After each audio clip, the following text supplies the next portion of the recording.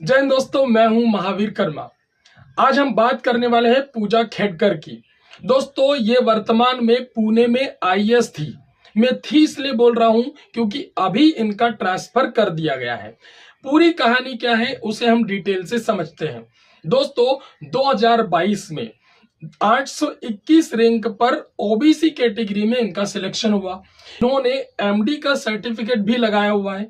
MD मतलब कोई medical degree नहीं दोस्तों, एमडी मतलब मल्टीपल डिसऑर्डर का इन्होंने सर्टिफिकेट भी लगाया हुआ है। अब बात यहां से शुरू होती है कि दोस्तों, पहली बार ये सुर्खियों में तब आई जब ये ऑफिस पहुंचती है अपनी ज्वाइनिंग के समय, तो ऑडी कार में पहुंचती है और उस पर लाल बत्ती भी लगाती है। यही सीमित नहीं हुई बात, अंदर जाते ही अपने सीनियर के ऑफिस को भी छीन लेती है, उनका सारा सामान हटा देती है और खुद वहां पर कब्जा कर लेती है।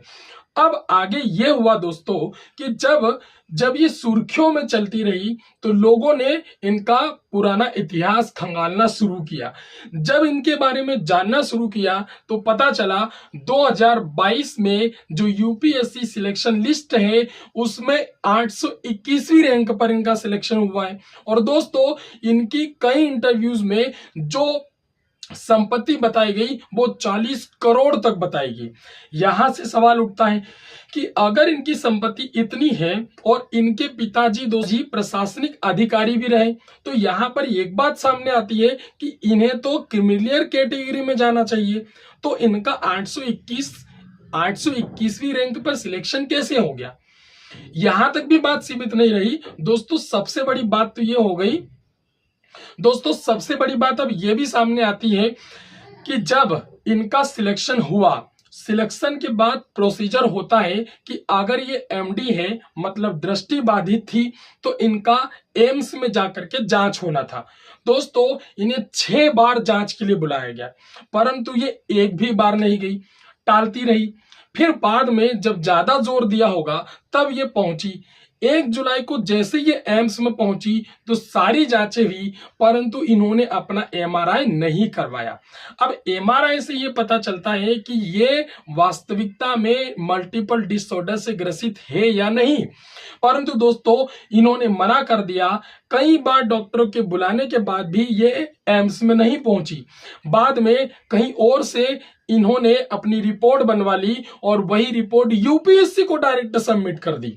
अब दोस्तों, यूपीएससी इस रिपोर्ट को स्वीकार नहीं कर रहा था और केट ने इनके ऊपर एक आदेश लगा दिया कि आप इस तरह से यूपीएससी को रिपोर्ट नहीं सौंप सकती या ये रिपोर्ट यूपीएससी मान्य नहीं करेगा। अब यहां से एक बात सामने आती है कि कुछ ही दिनों के बाद यूपीएससी ने उनकी रिपोर्ट को भी मान लिया और उन्हें डायरेक्ट ज्वाइनिंग दे दी गई। दोस्तों, यहां पर एक बात समझ में यह नहीं आ रही है कि क्या कोई इतना बड़ा कोई व्यक्ति था जिसने केट के आदेश को भी अस्वीकार कर दिया और डायरेक्ट इतनी बड़ी पहुंच कर दी या डायरेक्ट इतनी बड़ी जुगाड़ लगा दी। दोस्तों, जब इनका सिलेक्शन हुआ तो इन्हें पुणे में ज्वाइनिंग दी गई। जब ये ज्वाइन हुई तभी इन्होंने अपनी कुछ मांगे रखी कि मुझे एक कार चाहिए, मुझे एक अलग से केबिन चाहिए, मुझे प्यून चाहिए, एक आवास चाहिए। की मांगे पूरी न होने पर इन्होंने अपने सीनियर अधिकारी के ऑफिस पर कब्जा कर लिया और ये खुद की ऑडी कार से लाल बत्ती लगा करके ऑफिस आ गई, जो नियम और कानूनों के विरुद्ध है।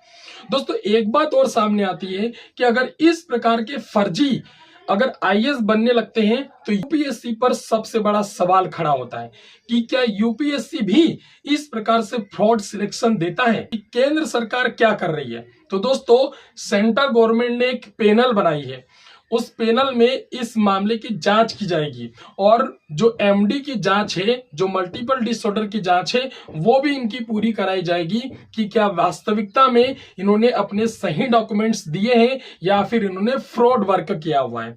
तो आइए दोस्तों, आगे इनके बारे में जानेंगे। अगर आपने हमारा चैनल सब्सक्राइब नहीं किया हो तो प्लीज वीडियो को लाइक कीजिए और चैनल को सब्सक्राइब कीजिए। धन्यवाद।